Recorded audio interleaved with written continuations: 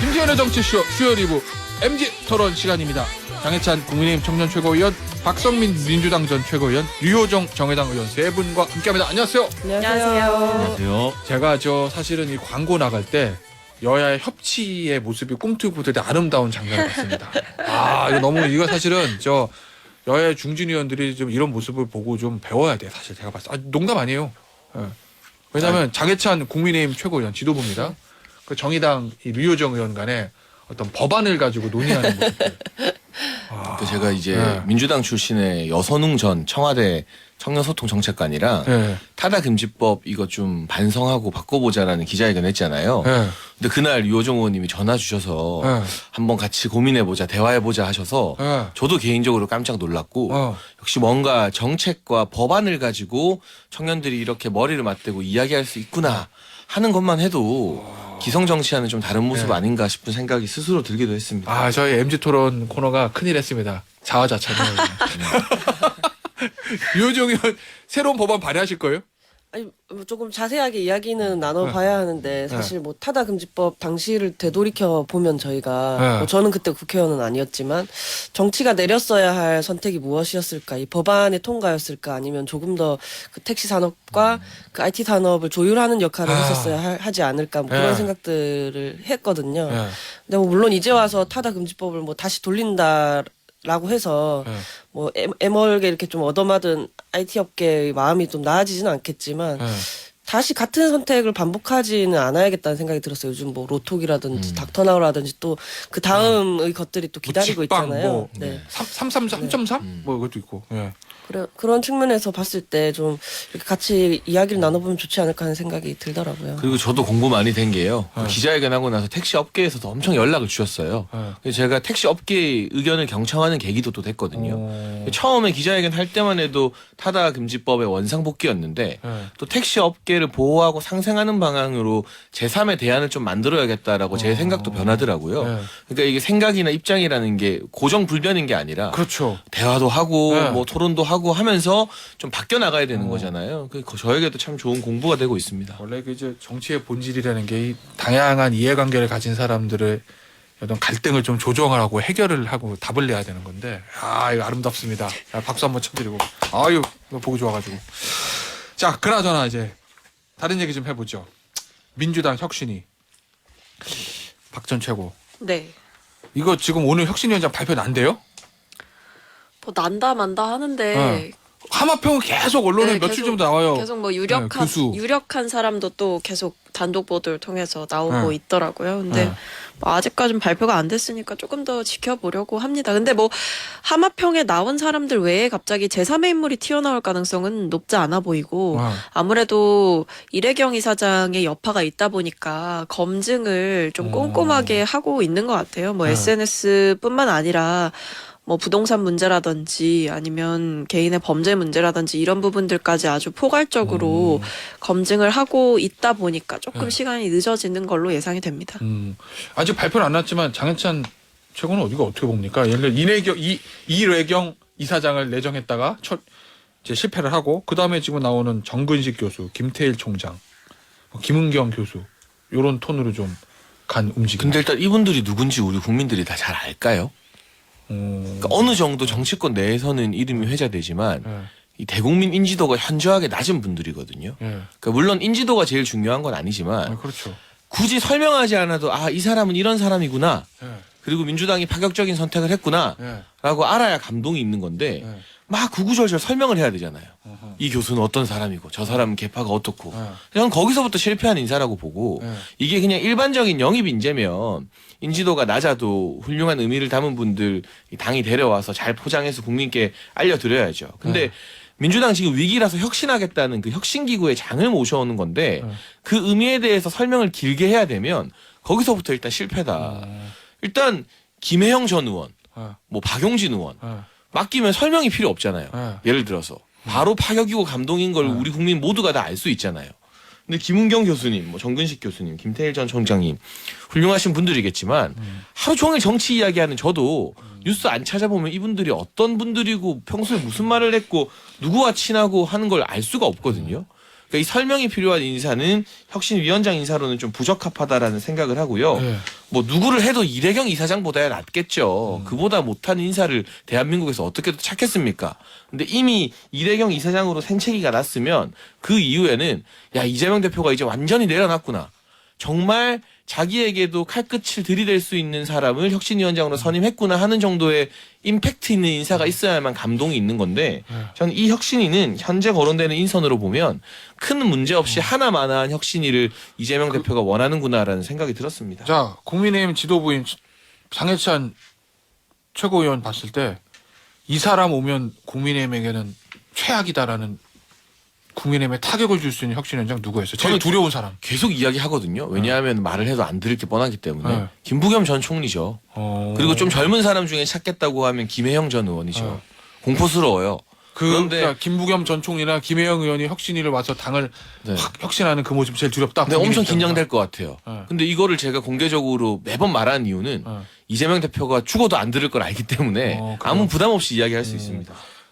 유호정 의원에게 지금 민주당 그럴 일은 없겠지만 혁신위원장 임명할 권한을 준다면 누구 시키겠습니까? 저도 김혜영 전 의원님 생각이 좀 나기는 하는데요. 네. 뭐 지금은 워낙 그냥 무난한 인사이고 혁신적이라기보다는 그리고 말씀하신 대로 설명이 좀 많이 필요한 것 같고 또 사실은 그 뭐 이재명 대표가 많이 내려놔야 한다라고 말씀하시는데 많이 내려놨으면 혁신위가 아니라 비대위를 갖겠죠. 근데 이제 못 내려놓고 있기 때문에 혁신위를 하는 거거든요. 비대위 가기 싫을 때 하는 게 혁신이라고 저는 생각을 하고 있기 때문에 비대위 가는 게 싫을 때 혁신을 하는 또 다 거다. 내려놓기는 싫고 혁신은 해야 될 것 같고 할 때 이제 적당히 혁신위를 만든다라고 저는 생각을 하는데 지금 이래경 이사장님이 이제 낙마하고 나서 또 틀려버리면 안 되니까 네. 또 실패하면 안 되니까 이렇게 무난한 인사를 선택하게 되는 것 같아요. 그러니까 혁신이랑은 좀 계속 멀어지는 거죠. 네. 알겠습니다. 박성민 전 최고 지금 별 반응이 안 좋은데. 아이, 뭐 네. 저는 이제 사실 일단 지난번 인선에서 너무 실책을 했다 보니까 이번 인선에선 사실 저는 일단 기대감 자체가 좀 낮기는 해요. 네. 그냥 일단 지난번에 뭐 인물론도 안 됐고 뭐 혁신의 내용적으로도 전혀 충족이 되실 분을 못 모셔왔잖아요. 1차적으로. 그렇다면 이제는 뭐 대중적 인지도 있는 인물 찾기보다 그냥 이제 실속형으로 가자. 실속형. 내용형으로 가자. 저는 네. 이제 뭐 인지도 바라지도 않습니다. 그냥 논란이 될 뭐 잘못된 발언들 이런 거 없었으면 좋겠고 윤리적인 문제 없었으면 좋겠고 그러니까 이렇게 좀 기준이 좀 낮아지고 있고 이제 더는 뭐 우리가 뭔가 엄청난 분을 데려오기 위해서 인물을 찾기 위해서 시간을 보낼 수가 없다. 그러니까 네. 더 남은 시간이 별로 없다. 저는 그렇게 생각합니다. 알겠습니다. 이 얘기 좀 해보죠.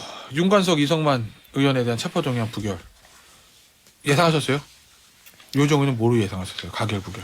뭐 부결될 거라고 생각은 했습니다. 아 정말요? 왜냐면 뭐 기조가 크게 변화했다라고 느껴지지 않았고 물론 말로는 뭐 동봉투 사건 뭐 사태를 뭐 되게 엄중하게 생각하고 뭐 엄정하게 처리해야 하고 뭐 말이야 하시지만 그 집단적으로 뭔가 각성을 촉구하는 걸 하지 않았잖아요. 그래서 그래도 혹시나 이게 무기명이니까 부결의 가능성이 조금은 있지 않을까 뭐 그런 기대도 약간은 했지만 결국에 이제 좀 아슬아슬하게 또 부결되는 거 보면서 아 역시 아직도 혁신이 필요한 상황이구나 하는 생각을 하게 됐습니다. 네. 그래서 네. 누가 됐든 민주당 혁신위원장이 발표되잖아요. 네. 기자분들이 이거 제일 먼저 물어봐야 돼요. 돈봉투 이거 부결한 거 어떻게 생각하느냐고. 거기에 대해서 새 혁신위원장이 말을 얼버무리거나 아니 뭐 부결할 수도 있지라고 하면 그 혁신위원장은 시작부터 그냥 끝나는 거예요. 근데 그 혁신위원장이 잘못됐다. 다음번에 체포동의안 날아오면 법원에서 심판받게 민주당이 가결해야 된다라고 말하면 혁신의 가능성이 있는 거죠. 근데 그 정도로 이 체포동의안 부결을 비판하고 잘못됐다고 말할 수 있는 담량과 배짱이 다음 혁신위원장에게 있을 것인가.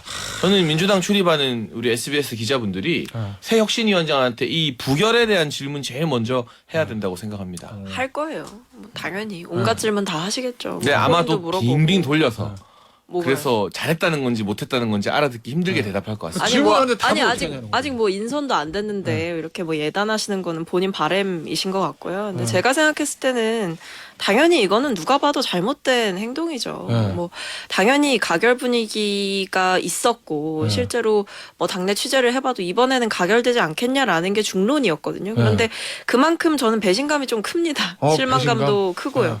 예, 이게 지금 사실 전 당이 상황 파악을 못하고 있다라는 생각이 들어요. 그러니까 이게 진짜 위기다라고 우리가 그동안 수차례 이야기를 했고 쇄신울총까지 열어가지고 우리 안에 온정주의 배격하겠다라고 결심을 세웠으면 그에 맞는 행동을 보여줘야 되는 것이지 뭐 이제 와서 한동훈 장관 핑계대거나 뭐 지금 일단 당내 구성원부터 뭔가 지키고 보자 또는 앞으로 예상되는 수사에 대해서 방어막을 1차로 치고 보자 뭐 이런 식의 계산이 들어가는 것 자체가 좀 당 안에서 굉장히 지금 태만한 인식을 가지고 있다라고 생각을 합니다. 왜 부결이 됐다고 보세요, 그럼 의원들이?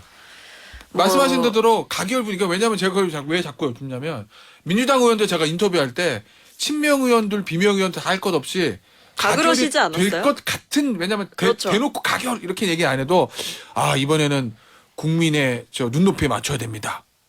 뭐 이런 식의 그러니까요. 저한테도 사석에서도 그렇게 말씀을 하시는 거예요. 그러니까 이 사태는 사실 국민들에게 뭐 변명의 여지가 없고 그리고 녹취 파일이라는 게 사실은 이렇게 대대적으로 나간 사건이 또 몇 개 안 되지 않습니까? 그렇다고 그렇죠. 한다면 이제 염치가 있고 상식이 있다면 당연히 좀 가결을 시켜야 되지 않냐라고 이런 취지로 말씀을 많이 하시더라고요.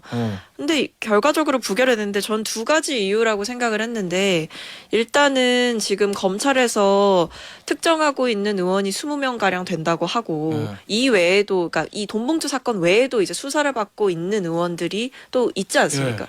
뭐 그런 면에서 당 전체가 좀 쑥대밭이 될 수 있다라는 위기감이 있었다라는 이야기도 있고 뭐 또 이재명 대표와 연관을 지어서 이제 이재명 대표와 관련한 또 체포동의안이 날아올 수도 있는데 그때 지금 중간에서 갑자기 가결을 시키게 되면 좀 문제가 뭐 추후에 있지 않겠냐라고 계산을 하신 분도 있는 것 같아요. 근데 저는 이 두 가지보다도 더 큰 거는 뭐라고 생각하냐면 당 안에서 좀 이 온정주의가 여전히 있다. 그러니까 이게 약간 동정론이 저는 작동을 했을 거라고 봐요.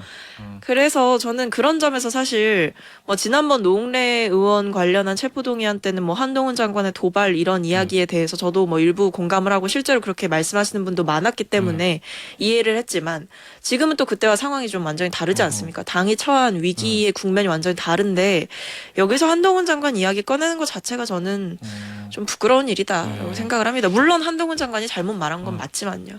유정 의원은 어떻게 봅니까? 저도 한동훈 장관의, 장관, 네, 한동훈 장관님이 뭐 지적이야 할 수 있죠. 뭐 굳이 그렇게 얘기했어야 했느냐. 그런 말이야 할 수 있는데 저는 그것 때문에 뭐 표를 뭐 할 거를 뭐 불을 했다 뭐 이런 건 전 맞지 않다고 생각해요. 왜냐면 그럼 한동훈 장관이 뭐 도발 안 하면 뭐 찬성하고 도발하면 반대하고 그 민주당의 다짐이 그러면 그렇게 가벼운 것이었는가? 그 바뀌겠다라는 각오가 그만큼 다 가벼운 것이었다라는 걸 증명하는 꼴밖에 안 된다고 생각을 하거든요. 저는 그런 변명은 안 해야 한다고 생각합니다. 그럼 왜 부결했다고? 왜 부결을 아예 예상한 거예요? 유정 의원은? 그날 본회의장에 앉아 있었는데 그냥 그 이제 인터뷰 나오신 분들이야 뭐 그런 말씀을 안 하셨지만 저는 앉아서 느끼는 분위기가 약간 좀 지켜줘야 되지 않는가 하는 뭔가 그런 술렁거리는 그런 느낌을 좀 받았거든요. 네. 그리고 이제 한동훈 장관님 이렇게 발언하실 때 뭔가 이렇게 계속 탐탁지 않아 하고 그런 분위기들 보면서 아이고 쉽지 않겠구나라는 생각이 그냥 들더라고요. 알겠습니다. 장해찬 전 최고는 부결 예상했어요? 가결 예상했어요? 부결 예상했죠. 왜요? 아주 심플해요. 제 예상입니다만 민주당에는 돈 봉투 받은 의원이 안 받은 의원보다 많거든요. 개인의 예상이에요, 추정? 네. 왜냐하면 이 녹취록에서 송영길 캠프가 돈 봉투를 돌리게 된 이유도 언급이 되는데 홍캠이 열심히 한다더라. 그 홍영표 캠프였죠. 그 당시 주주 진영. 거기서 열심히 돈 봉투를 뿌리니까 우리도 해야 된다라는 내용이 녹취록에 분명히 나와요. 그럼 지금 이 윤관석과 이정근 녹취록에 나오는 송영길 캠프에서 돈 봉투 뿌린 20명 말고 홍영표 캠프에서 뿌린 사람들도 수십 명이 있을 거고 이렇게 되면 지금 당장 수사선상에 올라있든 안 올라있든 심정적으로 다 같은 공범들끼리 누가 누구를 뭐 구속영장 심사에 보내고 말고 하겠습니까? 그래서 저는 과반 이상이 공범이기 때문에 여기에 대해서는 가결이 나오기 어렵다고 봤습니다. 일단 뭐 과반 이상이 공범이나 받은 의원이 더 많을 거다라는 거는 장해찬 최고위원의 개인의 추정으로 저희가 그러니까 이 발언이 마음에 안 드는 민주당 의원은 네. 김남국 의원처럼 저를 고소하십시오. 네. 아유 고소당하고 그러면 수사기관 왔다 갔다 하면 힘들어요. 제가 요새 고소장 수집가입니다. 네. 많이 받았습니까? 최근에? 아니 뭐 일단 대선이나 지선 때 이재명 대표한테 받고 네. 최근에는 김남국 의원한테 아주 떠들썩하게 한 장 받았기 때문에 알겠습니다. 예, 잘 처리하시기를 네. 제가 기원을 하면서 조국 전 장관 얘기해 보죠. 박성민 전 최고 어떻게 봐요? 조국 전 장관 나오면 민주당한테 좋아요, 안 좋아요? 안 좋죠. 네. 네, 저는 안 좋을 거라고 생각을 하고요. 일단은 조국 전 장관의 출마 자체로 이 총선의 구도 자체, 그러니까 뭐 인물론이라든지 아니면 우리가 짜고 있는 선거 전략 자체가 조국 전 장관의 등판과 동시에 좀 글로 딱 네, 쏠린다? 스포트라이트가 네. 조국 전 장관한테 강하게 갈 가능성이 있고 네. 약간 블랙홀처럼 아하. 이 모든 선거의 전략이나 이슈 또는 구도가 조국 장관에게 맞춰질 가능성이 높다. 왜냐하면 그 정도로 이제 사회적 논란이 많은 인물이기 때문에 뭐 국민의힘 쪽에서는 그걸로 공격하려고 들 거고 우리 안에서도 조국 전 장관에 대한 생각이 또 갈리지 않겠습니까? 그렇겠죠. 그리고 또 중도나 무당층에서는 또 이걸 바라보는 시선이 있을 거란 말이에요. 그렇다고 한다면 조국 전 장관의 출마와 동시에 촉발되는 논란이 계속해서 선거 내내 구도에 영향을 주게 될 가능성이 있고 아무리 민주당원이 아니라고 하지만 민주당과 연결지어서 생각할 수밖에 없을 겁니다. 네. 유권자들 입장에서는요. 네. 그렇다고 한다면 조국 전 장관의 출마가 뭐 개인의 자유라고는 하나 저는 그래도 뭐 당 전체에 줄 영향을 생각한다면 안 나오는 것이 맞지 않나라고 생각을 합니다.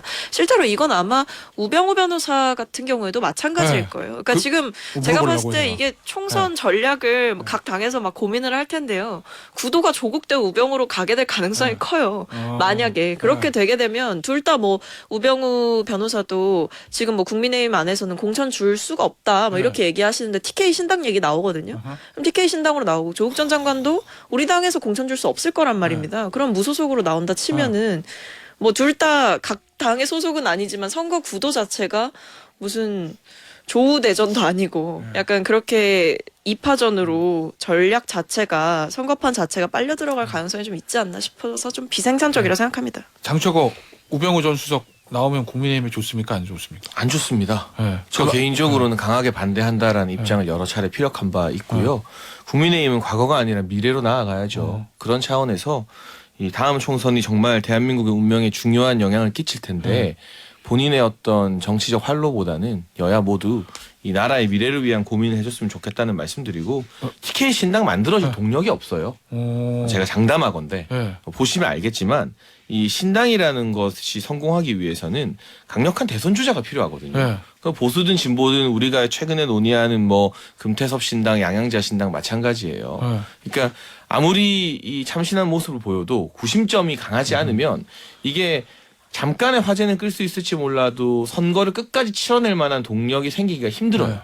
TK 신당에 강력한 대선 주자 누가 있죠? 누가 갈 수 있죠? 쉽지 않다. 전혀 없어요. 그리고 무엇보다 TK나 보수 지역에서는 이 국민의힘이 민주당 180석에 밀려서 정권 교체하고도 1년 동안 아무 일도 하기 힘든 걸 봤기 때문에 이 총선 과반에 반대하거나 방해가 되는 사람이라면 누가 되었건 뭐 어떤 온정주의를 떠나서 이거는 용서할 수 없다라는 심리가 깊게 깔려 있어서 저는 뭐 TK 신당은 가능성이 낮다고 보고 알겠습니다. 네. 조국 전 장관 같은 경우는 민주당 공천을 심사하거나 무소속으로 출마했을 때 그 지역에 민주당이 다른 후보를 낼 수 있을까? 어허. 그러니까 조국 전 장관 개인의 문제가 아니라 조 전 장관을 또 일관되게 지지하는 나름의 강성 팬덤이 또 있잖아요.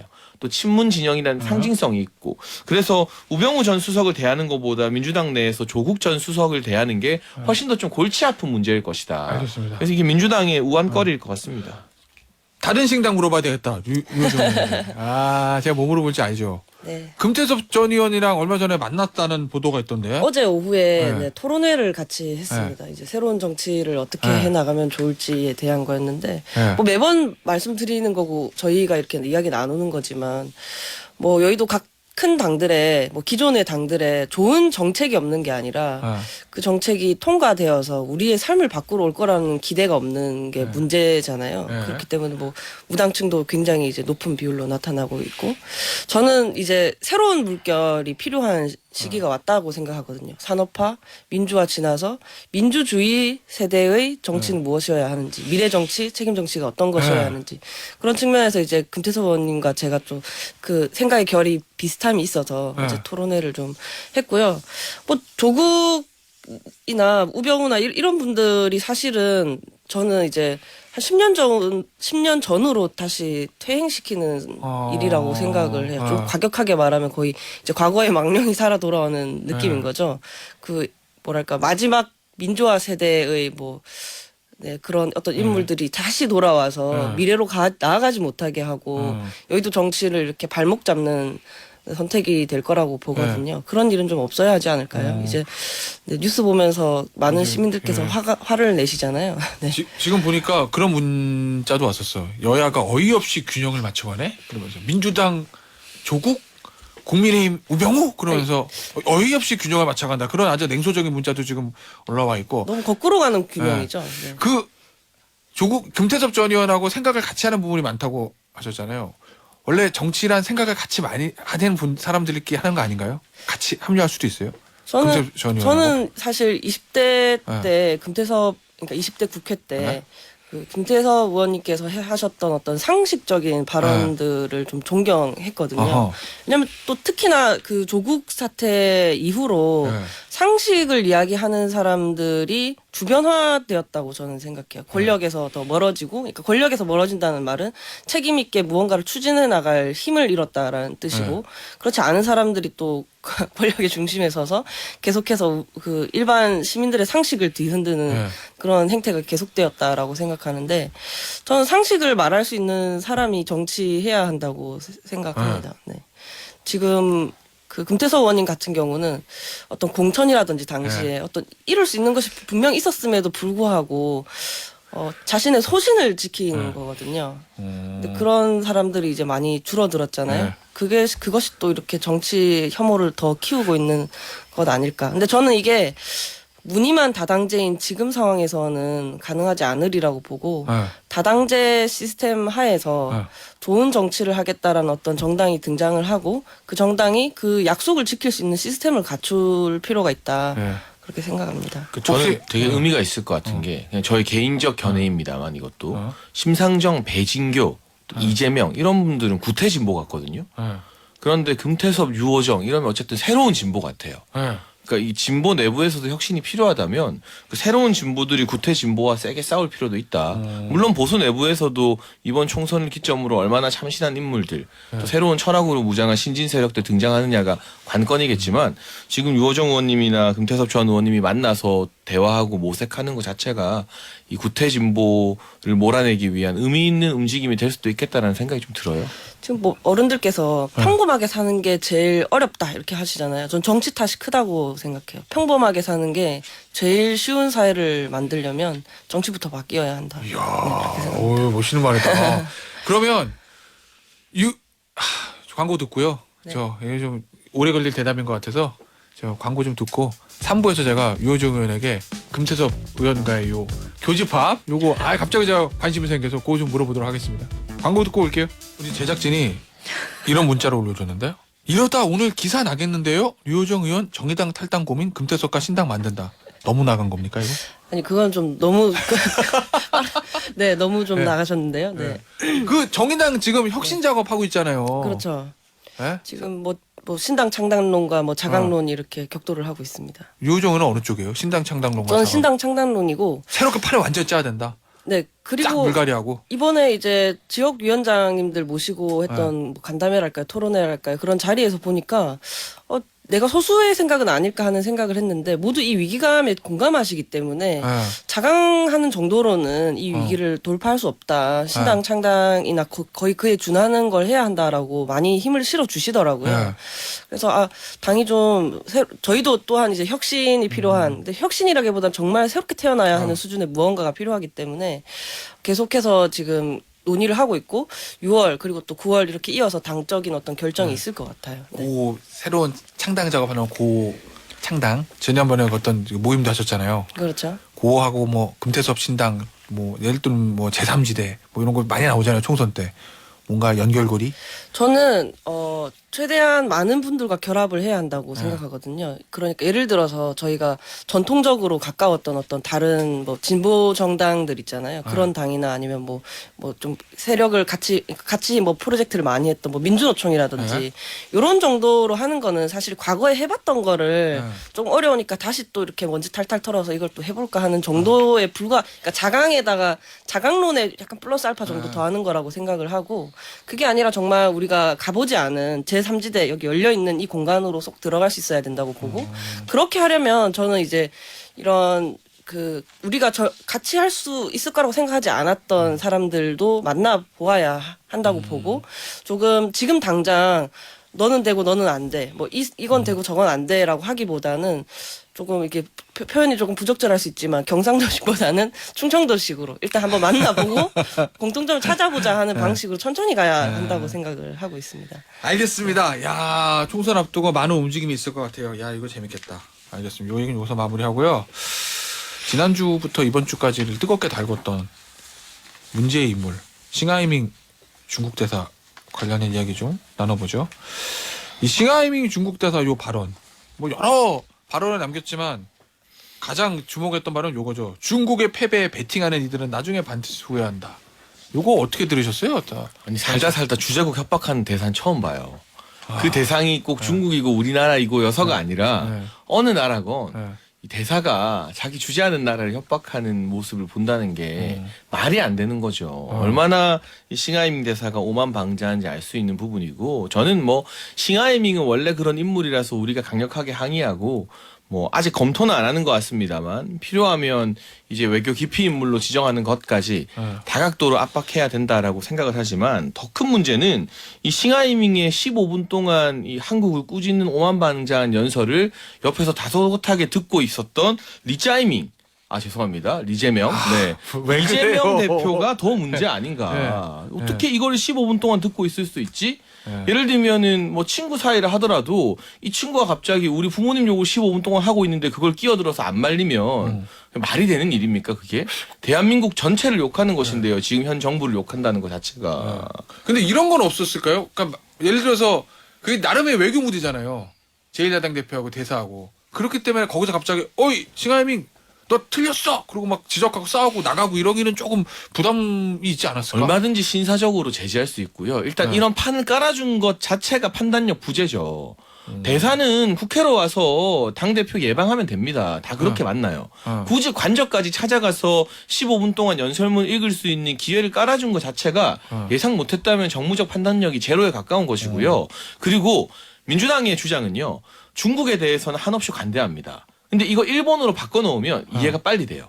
만약 일본 대사가 뭐 민주당 대표나 국민의힘 대표 안에서 15분 동안 이렇게 한국 정부 꾸짖는 내용 말하고 있었는데 중간에 제지하지 않고 아무 말 안 했으면 민주당이 가만히 있었겠습니까? 무엄하다 하면서 엄청 꾸짖었겠죠. 근데 왜 이렇게 중국 앞에서는 유독 약해지는 것인가? 그러니까 이거는 외교적인 관행을 싱하이밍이 먼저 어긴 것이기 때문에 이재명 대표가 판을 깔아준 것도 잘못이지만 중간에 제지했으면 아마 이재명 대표 지지율, 민주당 지지율 더 올라갔을 겁니다. 근데 그렇지 않고 아주 다소곳하고 조신하게 잘 듣고 오셨기 때문에 이 부분에 대해서는 인터넷상에서 리짜이밍이라는 이 비판을 들어도 할 말이 없는 겁니다. 예, 그거 이재명 대표를 비판하는 일부 네티즌들이 하는 표현이다. 대다수 네티즌들이요. 뭐 그건까지 제가 안 쓰고 어쨌든 그렇다. 예, 인터넷 나오는 용어를 장최고가 썼다라고 좀 말씀드리고. 힘드신가요? 네. 균형 잡힌 시사 김태현의 정치쇼. 저희는 균형을 지향. 뒤에 써 있네요. 균형 잡힌 다 시선. 제 책임입니다. 방심이 여러분 다 저한테 걸어 주십시오. 다 제 책임입니다.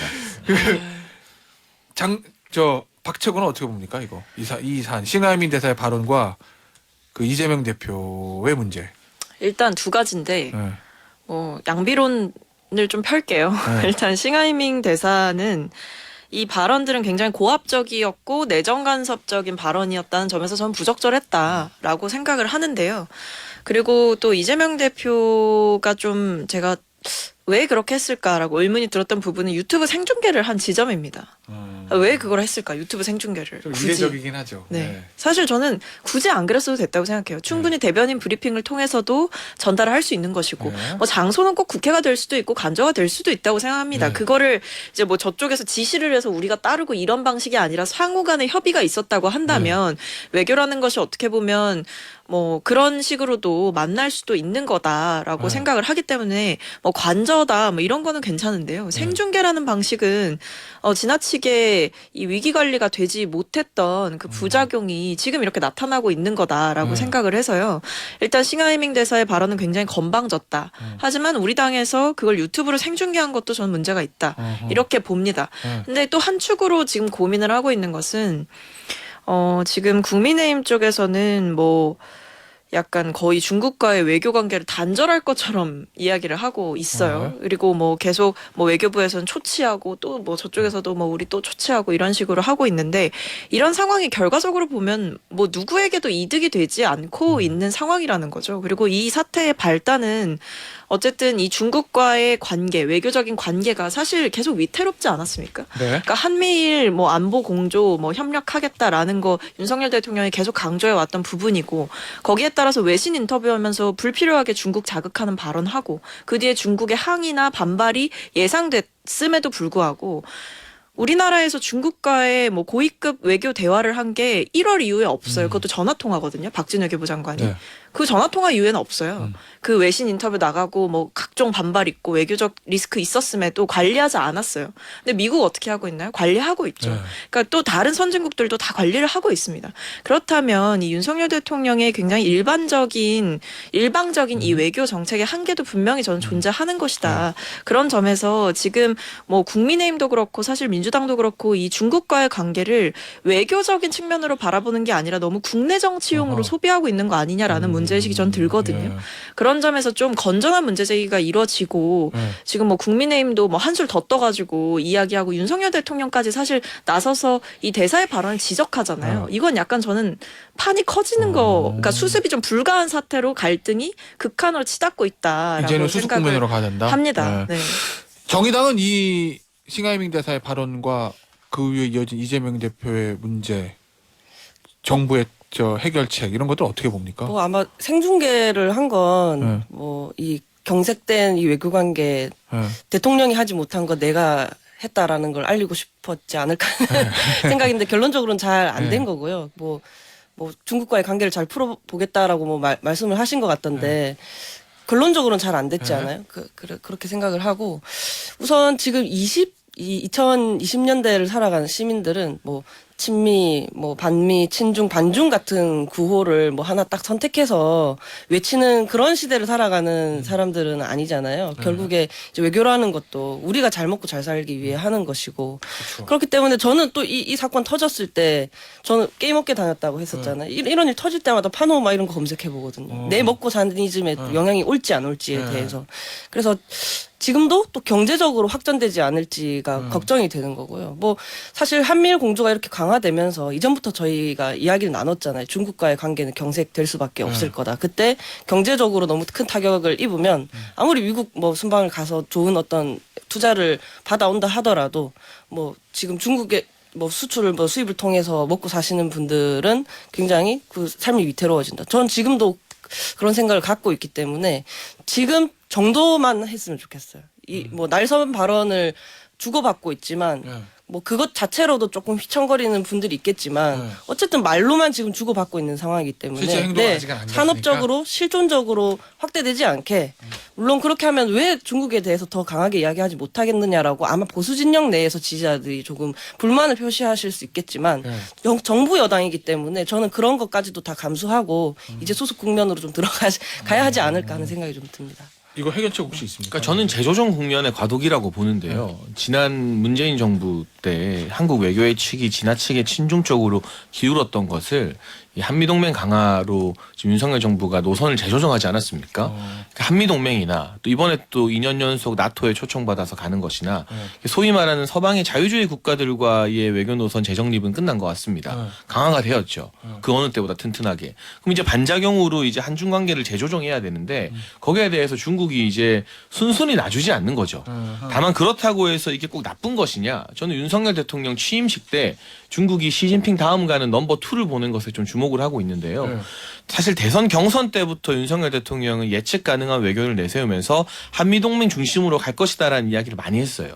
그게 오히려 중국으로 하여금 뭔가 좀 더 안달나게 한다고 해야 할까요? 더 격이 높은 사람을 대통령 취임식에 보내고 예우를 하게 되고 또 지금처럼 싱하이밍을 이용해서 약간 성동격서에 해당하겠죠. 도발을 하기도 하고 이 과정 속에서 한중 관계가 저는 적당히 재정립될 거라고 보고 있고 우리가 친중 노선으로 가열차게 달려갔을 때 외교적 실익을 얻은 것이 있느냐. 결국 문재인 정부에서는 이 북핵 위협이 현실화되었고요. 박근혜 정부에 있어서도 저는 가장 큰 실책이 친중 노선 타고 전승절에 박근혜 전 대통령이 참석했던 것. 근데 중국으로부터 사실 북핵에 대한 제대로 된 어떤 이 조치를 받아내지 못했기 때문에 후속 조치로 사드 배치했다가 한중 관계 더 악화되고 막 그때 한한령 나오고 난리가 났었잖아요. 근데 이 친중 노선에 대한 실험은 박문 양대 정부를 거치면서 보수 진보 공이 이거는 실패한 노선이다라는 이 답안지를 얻은 것 같아요. 그래서 그걸 재조정하는 과도기인 것이지 이게 그렇게 우려할 단계는 아니라고 봅니다. 알겠습니다. 요 얘기는 여기서 마무리하고 이 얘기 해볼게요. 학폭. 이동관 죄송합니다. 이동관 특보 아직 뭐 방통위원장으로 공식 임명된 건 아닌데 뭐 언론에서는 그냥 마치 기정사실이 된 것처럼 단수 후보로 보도가 되고 있고 그렇기 때문에 야당에서도 이 문제를 계속 제기하는 거 아닌가 싶습니다. 임명될 것 같으니까. 임명 안 될 사람이면 뭐 제기하겠습니까? 근데 어찌됐건 이동관 특보 아들의 학폭의 피해자로 지목된 A씨.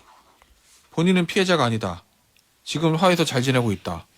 언론에서 왜 자꾸 나를 피해자라고 하냐. 뭐 이렇게 입장을 밝혔다고 하는데 박성문 전 최고 이렇게 되면은 민주당의 어떤 이동관 특보에 대한 공격의 칼 이게 무뎌지는 거 아니에요? 그렇지 않습니다. 아, 왜냐하면 이 칼이 단순히 이 한 개만 있는 모기가 있네요. 네. 아, 한 예. 개만 지금 스튜디오에 네. 모기가 난입한 지가 꽤 예, 됐습니다. 난입을 예. 해가지고 네. 저희가 한 개- 라이브라는 걸 보여드리고 있어 지금. 네, 입으로 들어갈 뻔해가지고. 예. 저도 네. 지금 앞에 왱왱거려요. 아 여기서 제가 그 모기 이렇게 잡는 거 나오면 짤이 돌아다닐 텐데 한번 해볼까요?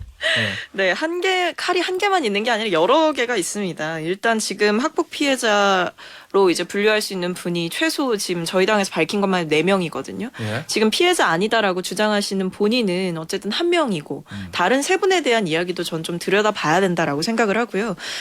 그리고 이분은 이제 본인이 피해자가 아니다라고 말씀을 하고 계시고 뭐 이 입장도 일부 존중을 해야겠습니다만은 제가 지켜보고 있는 건 당시에 이동관 특보가 이사장에게 전화를 했단 말이에요. 김승유 이사장. 네, 당시. 고등학교 이사장에게 전화를 해가지고 약간 외압을 가한 거 아니냐라는 의혹이 들게끔 한 거. 누가 이사장한테 그렇게 다이렉트로 전화를 합니까? 그런 부분이 있는 거고요. 네. 그다음에 하나 더는 그때 뭐 보니까 아내분도 뭐 네. 학교에다가 교사 명단을 뭐 내놔라 이런 식으로 이야기를 했다 하더라고요. 그러니까 반대를 했던 그러니까 학폭 이 문제를 덮고 넘어가자라는 의견과 아니다 이거는 학폭위를 열어야 된다라고 이제 부딪혔던 의견이 있었는데 이의 제기를 했던 교사들에 대해서 명단을 내놔라라고 학교 측이 요구를 했다라는 보도가 있었어요. 그러니까 이거는 부부가 쌍으로 지금 본인들의 권력을 이용해서 사실은 외압을 학교에다 가했다라고 볼 수 있는 정황이고 사실 이 학폭 논란도 논란인데 하나 더는 일단 말이 안 돼요. 지금 대통령 특보 하고 계시잖아요. 예. 근데 이분이 지금 방송통신위원회를 가시는 거잖아요. 예. 근데 거기 뭐 하는 데입니까?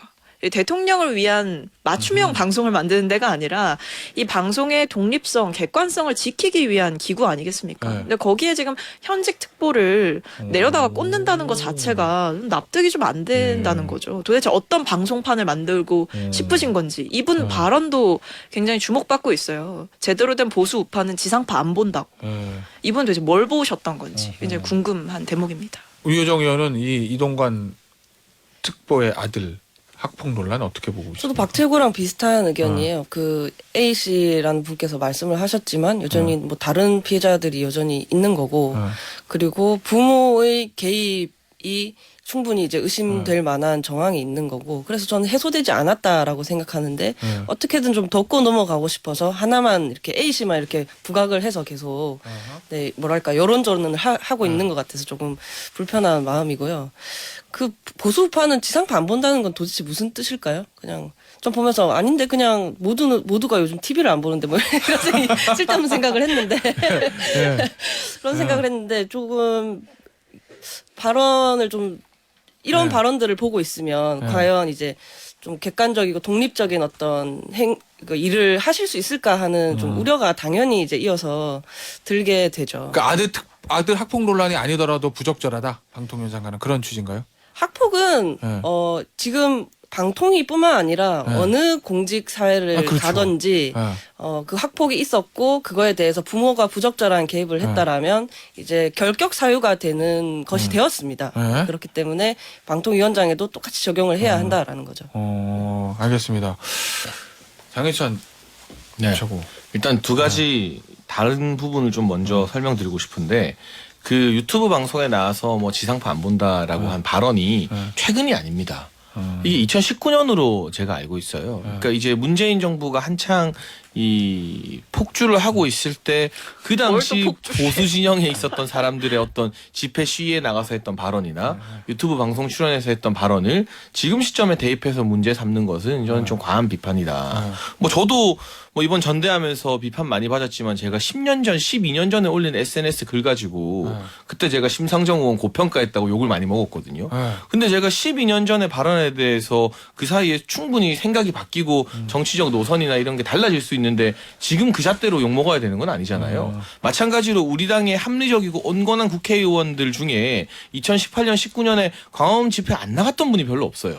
근데 그때 왜 광화문 집회 나가서 과격한 발언했느냐라고 지금 그분들의 정치 성향을 강성 우파다, 극우다 이렇게 또 평가할 수는 없는 부분이거든요. 그러니까 그 당시에 어떤 상황이 좀 고려가 돼야 된다. 이걸 마치 몇 달 전에 한 것처럼 호도해서는 안 된다라는 이야기를 좀 드리고 싶고 제가 질문 하나만 지금 네. 청취자 문자가 들어왔는데 그럼 지금 보수 우파는 지상파 봐도 됩니까? 이렇게 문제는. 아 그거야 보는 분들의 자유죠. 근데 저는 지상파 방송국이 좀 더 노력을 많이 해야 된다.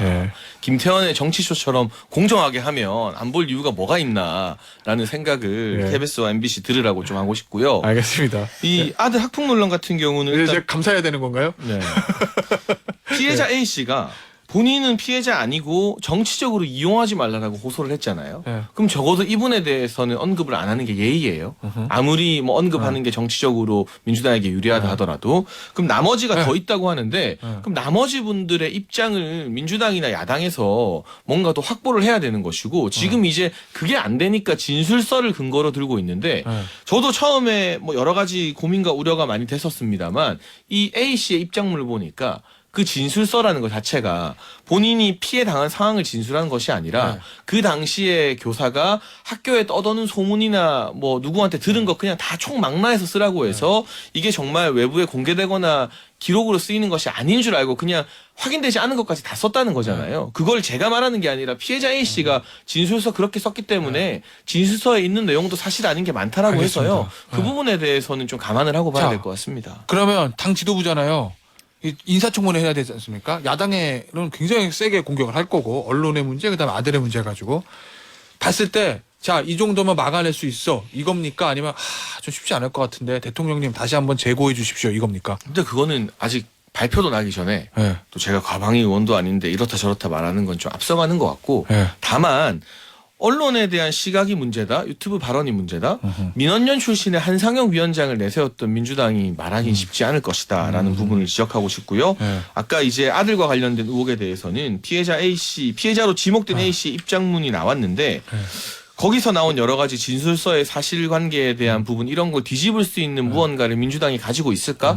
찾아낼 수 있을까? 그렇지 않다면 알겠습니다. 지금 나온 수준의 논란이 그냥 동어 반복될 것 같습니다. 자, 마지막 주제. 부산 돌려차기남.